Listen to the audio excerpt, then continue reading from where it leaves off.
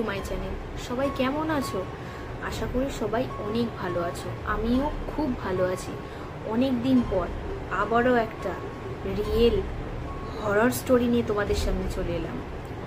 যদিও গল্পটা আমার নয়, আমারই এক বান্ধবীর সাথে ঘটে যাওয়া সত্য ঘটনা। প্রত্যেকবারের মতো তোমাদেরকে একটাই কথা বলবো, ভিডিওটা একটু স্কিপ করো না, পুরোটা দেখতে থাকো, পুরোটা জানো। দেন লাস্টে আমাকে কমেন্ট করে জানিও যে তোমাদের কেমন লাগলো। তো চলো মূল পর্বে ঢোকা যাক। ঘটনাটা আজ থেকে 3 বছর আগের ঘটনা। আমার বান্ধবীর সাথেই ঘটে গেছে। ও টিউশনি পড়তে যেত। ওর বাড়ির থেকে 20 মিনিট পথ ওর টিউশনি যেখানে পড়তে যেত। আর ওর টিউশনি পড়তে যাওয়ার পথে একটা কবরস্থান পড়তো।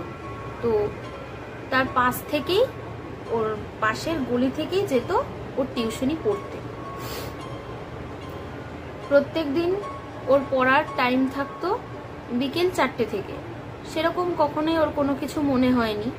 ও এমনি বরাবরেরই একটু সাহসী।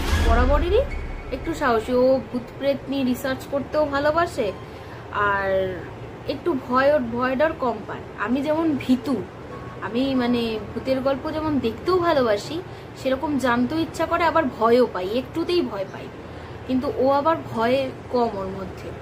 ও আবার এসব নিয়ে রিসার্চ করতে ভালোবাসে। বেসিক্যালি ওর সেদিনকে টিউশন পড়ানো মানে পড়তে যাওয়া টাইমিংটা ছিল একটু লেটে। প্রত্যেকবার ওর টাইম থাকে 4টে থেকে। ওর সেদিনকে শুক্রবার ছিল, ওর টাইমিংটা ছিল 5:30 থেকে। শীতকালে 5:30 মানে তোমরা বুঝতেই পারছো, সন্ধে হয়ে যাওয়া। তো পড়তে যাচ্ছে, ভালো কথা। রাস্তা দিয়ে যাচ্ছে কবরস্থানের পাশ দিয়ে যখন ও যাচ্ছে, ওর কখনোই কোনোদিনও কিছু মনে হয়নি। ও কবরস্থানের দিক তাকাতে যেত সবসময়। ও সেদিনকে তাকায়ও নি। ওর কেন জানি না, ও বলছে যে আমার কেন জানি না আমার মনে হচ্ছে আমার পেছন কেউ একটা আসছে। ও ভয়ে পেছন দিক তাকাচ্ছে না। বলছে কনস্ট্যান্ট মনে হচ্ছে ওর কাঁধ, ওর গা হাত পা কনস্ট্যান্ট ভারী হয়ে যাচ্ছে। মনে হচ্ছে কেউ ওকে এরকম আঁকড়ে ধরতে আসছে। আর মনে হচ্ছে মানে ও নিজে বুঝতে পারছে যে ওর চলার সাথে সাথে আরো একটা চলাচলের আওয়াজ পাচ্ছে। বলছে ওটা আমার কি মানে জোরে জোরে হাঁটার আওয়াজ, নাকি আমার এটা ভয়ের আওয়াজ, আমি কিছু বুঝতে পারছি না। ও কনস্ট্যান্ট জোরে, যত পাচ্ছে জোরে হাঁটছে। যতক্ষণ ওই কবরের ওই গলিটা দিয়ে বেরোচ্ছিল, ততক্ষণ ওর পর্যন্ত ওর ভেতরে ভয় কাজ করছে যে ভেতরে মানে পেছনে কেউ একটা ওর আসছে।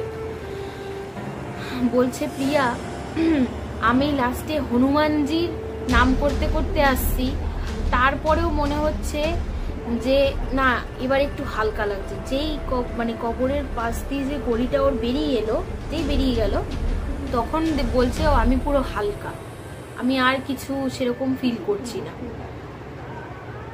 চলে গেলাম, ঢুকে গেলাম। পড়তে আসার পথে আবার সেই একই অবস্থা। ওই পথ দিয়ে আসতে হবে, ওই পথ ছাড়ার কোনো পথ নেই, ওই পথ দিয়ে আসতে হবে। বলছে এইবার হচ্ছে আসল কথা, এইবার হচ্ছে আসল জায়গা। ও যখন ফেরত আসছে, বলছে মানে কবরের সামনে একটা ছোট্ট বেদি টাইপের ছিল। মানুষ কবর টবর দিয়ে ওখানে অনেকে আছে, বসে ওখানে গিয়ে। বলছে ওই বেদির ওখানে দেখছে কেউ একজন বসে আছে, অর্ধবয়স্ক বসে আছে। বলছে আমি আর দেখলাম, দেখে আর ভুলেও যে জিজ্ঞাসা করার যে একটা সাহস আছে, সেই সব কিছু নেই। আমি সোজা তাড়াতাড়ি করে জোর পায়ে হেঁটে আসছি। আবার ঠিক সেই সেম ফিলিংস হচ্ছে, পেছন কেউ হেঁটে আসছে। ও যতটা পেরেছে মানে এত স্পিডে হেঁটে ওই গলিটা কভার করেছে, মানে ধারণার বাইরে। বাড়িতে আসার সাথে সাথে ধুম জ্বর, মাথার যন্ত্রণা, মাথা ঘোরানো, গা গোলানো, বমি কি না হয়েছে সব হয়ে গেছে। লাস্টে ওর মা বাবা পীর বাবার থানে নিয়ে গিয়ে ওকে ঝাড়িয়ে বলল যে ওর গায়ের ওপর দিয়ে একটা খুব বাজে হাওয়া চলে গেছে। ওর রাশি ভারী বলে ওর সাথে তেমন কিছু হয়নি, হতে পারতো। আমাদের মতন মানে কমজোরি পার্সেন্ট হলেই হয়ে যেত, হয়তো অ্যাটাক করে ফেলতো, কিন্তু ওর যেহেতু রাশ ভারী, আর ওই যে ওই সময় মতো মানে হনুমানজির নামটা করেছে বলে ও সেই সময় ও জাস্ট সত্যি কথা ভগবানের কৃপায় ও মানে প্রাণে বেঁচে গেছে। ওকে তারপরে মানে একটা কি বলে তাবিজ দিয়েছে, তাবিজ দেওয়ার পর ও আস্তে আস্তে সুস্থ স্বাভাবিক জীবনে ফিরেছে। এবার সত্যি কথা বলতে তোমরাই বলো যে এর কি কোনো ব্যাখ্যা আছে? অবশ্যই আছে। আমরা মনে করি পৃথিবীতে যদি নেগেটিভ থাকে তাহলে পজিটিভও আছে, পজিটিভ যদি থাকে নেগেটিভও আছে, সব কিছু আছে। ভগবানের যদি আমরা যদি ভগবানকে মানি, ভগবান আছে, তাহলে ভূত প্রেতরাও রয়েছে। চোখে না দেখতে পেলেও তারা হাওয়ায় হাওয়ায় আছে। তাই সবাইকে আমার মনে হয় সেই সব জায়গা থেকে একটু দূরত্ব বজায় রাখাই ভালো যেখানে ভয়ের ব্যাপার আছে, বিশেষ করে যাদের রাশ হালকা। তাই আজকের সত্য ঘটনাটা কেমন লাগলো অবশ্যই আমাকে কমেন্টস করে জানিও। আর ভালো লাগলে একটা লাইক করে দিও, কমেন্ট করে দিও, শেয়ার করে দিও, আর অবশ্যই সাবস্ক্রাইব করে দিও। তোমাদের একটা লাইক আর কমেন্টে আমি প্রচুর প্রচুর মোটিভেট হই। তাই ভালো থাকবেন, সুস্থ থাকবেন। আজকের মতো টাটা, নমস্কার।